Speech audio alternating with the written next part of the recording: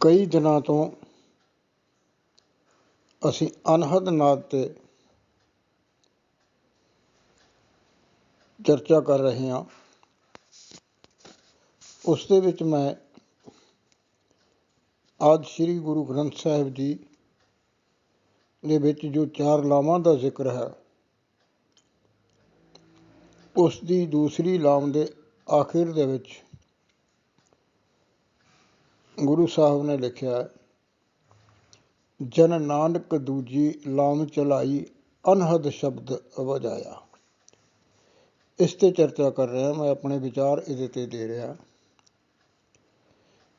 ਇਸ ਦੇ ਨਾਲ ਸੰਬੰਧਿਤ ਮੈਂ ਸਵਾਮੀ ਸਤਿਆਨੰਦ ਮਹਾਰਾਜ ਜੀ ਦਾ ਜੋ ਅੰਮ੍ਰਿਤ ਬਾਣੀ ਦੇ ਵਿੱਚ ਲਿਖਿਆ ਹੋਇਆ ਵਿਚਾਰ ਹੈ, ਜੋ ਅਨੁਭਵ ਹੈ, ਉਹਦੇ 'ਤੇ ਮੈਂ ਚਰਚਾ ਕੀਤੀ ਸੀ। ਇਸੇ ਤਰ੍ਹਾਂ ਕਬੀਰ ਸਾਹਿਬ ਦਾ ਵੀ ਜ਼ਿਕਰ ਆਇਆ ਸੀ। ਉਹਨਾਂ ਨੇ 3 ਸ਼ਲੋਕਾਂ ਦੇ ਵਿੱਚ ਸਿਮਰਨ, ਅਜਪਾ ਜਾਪ ਅਤੇ ਨਾਦ ਦਾ ਵਰਣਨ ਕੀਤਾ ਹੈ। ਅੱਜ ਮੈਂ ਮਹਾਤਮਾ ਠਾਕੁਰ ਦਾਸ, ਜਿਨ੍ਹਾਂ ਨੂੰ ਨਿਰਭੈ ਮਹਾਰਾਜ ਦੇ ਨਾਲ ਨਾਮ ਦੇ ਨਾਲ ਵੀ ਜਾਣਿਆ ਜਾਂਦਾ ਹੈ, ਇਹਨਾਂ ਦਾ ਆਸ਼ਰਮ ਹਿਮਾਚਲ ਦੇ ਵਿੱਚ ਨਿਰਭੈ ਆਕਾਸ਼ੀ ਮਾਰਗ ਆਸ਼ਰਮ, ਨਾਦੌਣ ਦੇ ਕੋਲ ਇੱਕ ਪਿੰਡ ਹੈ ਕੋਟਲਾ, ਉੱਥੇ ਹੈ। ਉਹਨਾਂ ਨੇ ਅਨਹਦ ਸ਼ਬਦ ਬਾਰੇ ਜੋ ਸ਼ਬਦ ਲਿਖਿਆ ਹੈ, ਉਹਦੇ ਵਿੱਚ ਵੀ ਜਿਸ ਤਰ੍ਹਾਂ ਮੈਂ ਪਹਿਲਾਂ ਕਿਹਾ ਕਿ ਸੰਤਾਂ ਦੀ ਇੱਕ ਲਾਈਨ ਦੇ ਵਿੱਚ ਕਈ ਭੇਦ ਹੁੰਦੇ ਆ, ਉਸੇ ਤਰ੍ਹਾਂ ਉਸ ਸ਼ਬਦ ਦੇ ਵਿੱਚ ਵੀ ਭੇਦ ਜੋ ਹੈ ਉਹਨਾਂ ਨੂੰ ਮੈਂ ਸਰਲ ਕਰਕੇ ਆਪ ਜੀ ਦੇ ਨਾਲ ਸਾਂਝਾ ਕਰਨ ਦੀ ਕੋਸ਼ਿਸ਼ ਕਰਾਂਗਾ। ਉਹ ਸ਼ਬਦ ਹੈ, ਧੁਨ ਹਰਦਮ ਆ ਰਹੀ ਤੁਮਕੋ ਬੁਲਾਨੇ ਕੇ लिए, धुन हरदम आ रही तुमको बुलाने के लिए, खुदाई रहमत चल रही तुमको चेताने के लिए, पर्दा जो है अज्ञान का इसको हटाने के लिए, मन तरंगे जो हैं सारी उनको हटाने के लिए, नफ्स को तुम कैद कर लो घर जाने के लिए, काग जो हो गए हैं ਸਾਰੇ ਹੰਸ ਬਣਾने के लिए। ਜਿੱਥੋਂ ਸ਼ੁਰੂ ਹੋਇਆ ਧੁਨ ਹਰਦਮ, ਇਸ ਤਰ੍ਹਾਂ ਕਿ ਮੈਂ ਪਹਿਲਾਂ ਜ਼ਿਕਰ ਕਰ ਚੁੱਕਾ ਹਾਂ ਆਪ ਜੀ ਦੇ ਨਾਲ ਕਿ ਇਹ ਪਰਮ ਤੱਤ ਪਰਮ ਆਤਮਾ ਤੋਂ ਹਰ ਵਕਤ ਇੱਕ ਧੁਨ, ਇੱਕ ਗੂੰਜ, ਇੱਕ ਅਨਹਦ ਨਾਦ, ਜਿਸ ਦੀ ਹੱਦ ਕੋਈ ਨਹੀਂ ਹੈ, ਉਹ ਹਮੇਸ਼ਾ ਚੱਲ ਰਿਹਾ ਹੈ। ਇਸ ਆਤਮਾ ਨੇ ਉਸ ਨੂੰ ਪਕੜ ਕੇ ਉਸ ਦੇ ਵਿੱਚ ਲੀਨ ਹੋ ਕੇ ਉਸ ਪਰਮ ਤੱਤ ਤੱਕ ਪਹੁੰਚਣਾ ਹੁੰਦਾ ਹੈ। ਉਹ ਜਿਹੜੀ ਧੁਨ ਹੈ ਉਹ ਹਮੇਸ਼ਾ ਆ ਰਹੀ ਹੈ।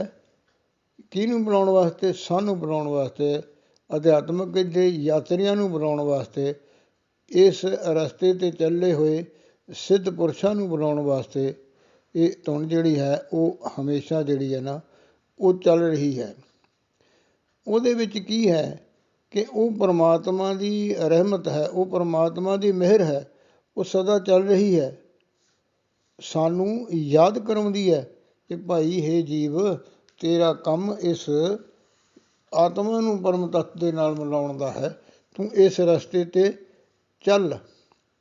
ਇਹ ਜੋ ਸਾਡੇ ਅੰਦਰ ਇੱਕ ਅਗਿਆਨਤਾ ਦਾ ਆਵਰਨ, ਇੱਕ ਪਰਦਾ ਜੋ ਹੈ ਨਾ, ਉਸ ਪਰਦੇ ਨੂੰ ਹਟਾਉਣ ਵਾਸਤੇ ਇਹ ਸਦਾ ਜੋ ਧੁਨ ਜਿਹੜੀ ਹੈ ਨਾ ਉਹ ਚੱਲ ਰਹੀ ਹੈ।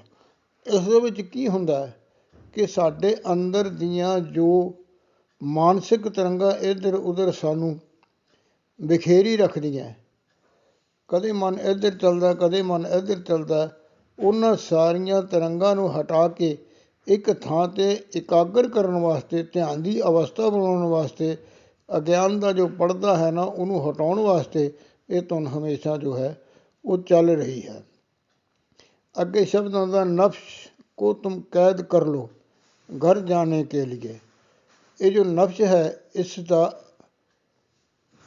ਉਰਦੂ ਦੇ ਵਿੱਚ ਇਸ ਲਫ਼ਜ਼ ਨੂੰ ਮਨ ਵੀ ਕਿਹਾ ਜਾਂਦਾ ਹੈ, ਕਾਮਾਤੁਰ ਵੀ ਲੋਕ ਹੁੰਦੇ, ਉਸ ਨੂੰ ਵੀ ਕਿਹਾ ਜਾਂਦਾ ਹੈ, ਲਾਲਚ ਵੀ ਕਿਹਾ ਜਾਂਦਾ ਹੈ। ਔਰ ਇਸ ਤਰ੍ਹਾਂ ਦੇ ਹੋਰ ਜੋ ਕੰਮ ਨਾ ਕਰਨ ਯੋਗ ਹਨ, ਉਹਨਾਂ ਵਾਸਤੇ ਨਫਸ਼ ਜੋ ਹੈ ਉਹ ਸ਼ਬਦ ਵਰਤਿਆ ਜਾਂਦਾ ਹੈ। ਕਿਉਂਕਿ ਮਨ ਨੂੰ ਭਟਕਣਾ ਵੀ ਇੱਕ ਸਾਡੀ ਬੁਰੀ ਆਦਤ ਹੈ, ਜਾਂ ਅਸੀਂ ਆਦਤ ਤਾਂ ਨਹੀਂ ਕਹਿ ਸਕਦੇ, ਅਸੀਂ ਮਨ ਦੇ ਗੁਲਾਮ ਹੋ ਕੇ ਉਸ ਦੇ ਪਿੱਛੇ ਲੱਗ ਕੇ ਇੱਧਰ ਉੱਧਰ ਆਪਣੇ ਆਪ ਨੂੰ ਭਟਕਾਈ ਫਿਰਦੇ ਹਾਂ। ਸਿਮਰਨ ਦੇ ਨਾਲ ਅਸੀਂ ਜੋ ਜੁੜਨਾ ਹੈ, ਉਹ ਸਿਮਰਨ ਦੇ ਨਾਲ ਅਸੀਂ ਓਨੀ ਇਕਾਗਰਤਾ ਦੇ ਨਾਲ ਨਹੀਂ ਜੁੜ ਪਾ ਰਹੇ ਜਿੰਨਾ ਸਾਨੂੰ ਜੁੜਨਾ ਚਾਹੀਦਾ ਹੈ। ਸੋ ਇੱਥੇ ਜੋ ਸ਼ਬਦ ਨਫਸ਼ ਹੈ, ਉਸ ਨੂੰ ਮੈਂ ਇਹ ਕਹਿ ਕੇ ਆਪ ਜੀ ਦੇ ਨਾਲ ਸਾਂਝਾ ਕਰਨ ਦੀ ਕੋਸ਼ਿਸ਼ ਕਰ ਰਿਹਾ ਹਾਂ ਕਿ ਮਨ ਨੂੰ ਤੁਸੀਂ ਪਿੰਜਰੇ ਦੇ ਵਿੱਚ ਬੰਦ ਕਰਨਾ ਹੈ, ਉਸ ਨੂੰ ਬੰਦ ਕਰਨਾ ਹੈ। ਕਿਉਂਕਿ ਆਪਾਂ ਉਸ ਪਰਮ ਤੱਤ, ਪਰਮ ਈਸ਼ਵਰ, ਪਰਮ ਧਾਮ, ਪਰਮਾਤਮਾ ਦੇ ਘਰ, ਪਰਮਾਤਮਾ ਦੇ ਟਿਕਾਣੇ 'ਤੇ, ਪਰਮਾਤਮਾ ਦੇ ਕੋਲ ਜਾਣਾ ਹੈ। ਇਸ ਕਰਕੇ ਨਾਲ ਜੋ ਕੁਛ ਜਾਣਾ ਹੈ, ਉਸ ਪਰਮਾਤਮਾ ਦੇ ਨਾਮ ਦਾ ਕੀਤਾ ਹੋਇਆ ਸਿਮਰਨ, ਉਹ ਜਿਹੜਾ ਧਨ ਹੈ ਉਹ ਸਾਡੇ ਨਾਲ ਜਾਣਾ। ਇਸ ਕਰਕੇ ਇਹ ਜਿਹੜਾ ਮਨ ਹੈ, ਇਹਨੂੰ ਇੱਥੇ ਕੈਦ ਕਰਨਾ ਹੈ। ਇਹਨੂੰ ਕੈਦ ਕਿਉਂ ਕਰਨਾ?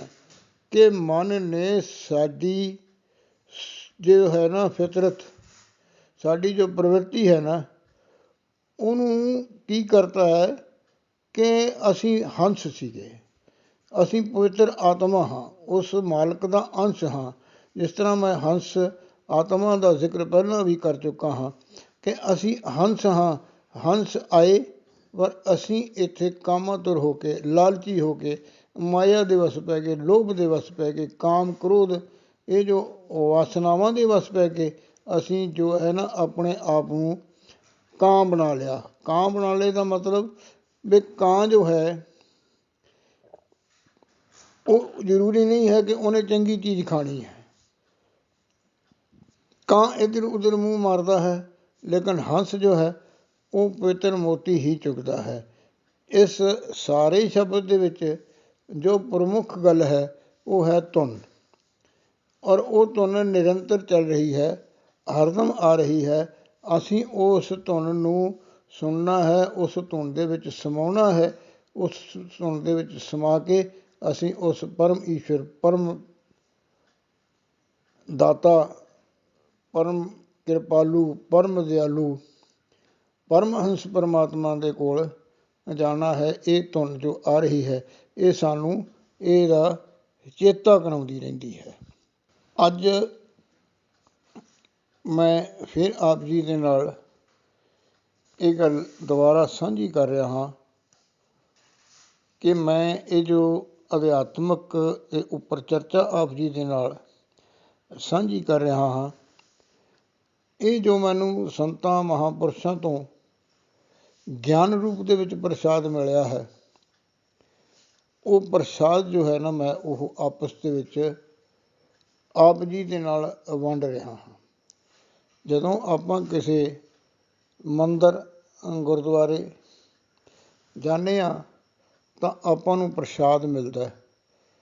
ਉਹ ਪ੍ਰਸ਼ਾਦ ਆਪਾਂ ਹਮੇਸ਼ਾ ਇਕੱਲੇ ਨਹੀਂ ਖਾਂਦੇ, ਆਪਾਂ ਉਹ ਪ੍ਰਸ਼ਾਦ ਖਾ ਕੇ ਕੁਛ ਪ੍ਰਸ਼ਾਦ ਆਪਣੇ ਪਰਿਵਾਰ ਦੇ ਜੀਆਂ ਵਾਸਤੇ ਲੈ ਕੇ ਆਉਂਦੇ ਹਾਂ, ਔਰ ਕੁਛ ਪ੍ਰਸ਼ਾਦ ਆਉਂਦੇ ਹੋਏ ਜੋ ਆਪਾਂ ਨੂੰ ਰਸਤੇ ਦੇ ਵਿੱਚ ਹੋਰ, ਚਾਹੇ ਆਪਣੇ ਜਾਣਕਾਰ ਹਨ, ਚਾਹੇ ਆਪਾਂ ਨੂੰ ਨਹੀਂ ਜਾਣਦੇ, ਆਪਾਂ ਉਹਨਾਂ ਦੇ ਵਿੱਚ ਵੀ ਵੰਡਣ ਦੀ ਜਿਹੜੀ ਹੈ ਨਾ ਉਹ ਇੱਛਾ ਰੱਖਦੇ ਹਾਂ।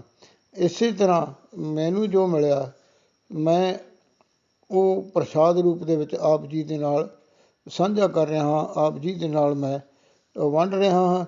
ਚਾਹੇ ਤੁਸੀਂ ਮੈਨੂੰ ਜਾਣਦੇ ਹੋ, ਚਾਹੇ ਤੁਸੀਂ ਮੈਨੂੰ ਨਹੀਂ ਜਾਣਦੇ ਹੋ, ਪਰ ਇੱਕ ਗੱਲ ਜੋ ਸਾਂਝੀ ਹੈ ਉਹ ਇਹ ਹੈ ਕਿ ਤੁਸੀਂ ਸਾਰੇ ਜੋ ਵੀ ਇਹਨਾਂ ਨੂੰ ਸੁਣ ਰਹੇ ਹੋ, ਉਸ ਪਰਮਾਰਥ ਦੀ ਯਾਤਰਾ ਦੇ ਰਾਹੀ ਹੋ। ਔਰ ਉਸ ਯਾਤਰਾ ਦਾ ਰਾਹੀ ਹੋਣ ਕਰਕੇ ਮੈਂ ਆਪਣੇ ਅਨੁਭਵ ਆਪ ਜੀ ਦੇ ਨਾਲ ਸਾਂਝਾ ਕਰ ਰਿਹਾ ਹਾਂ, ਸ਼ੇਅਰ ਕਰ ਰਿਹਾ ਹਾਂ।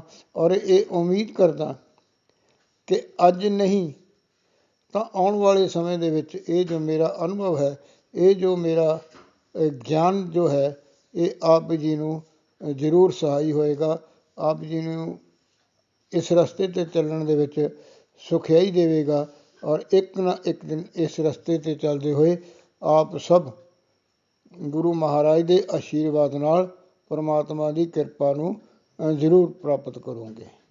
ਦਾਤਾ ਭਲਾ ਕਰੇ।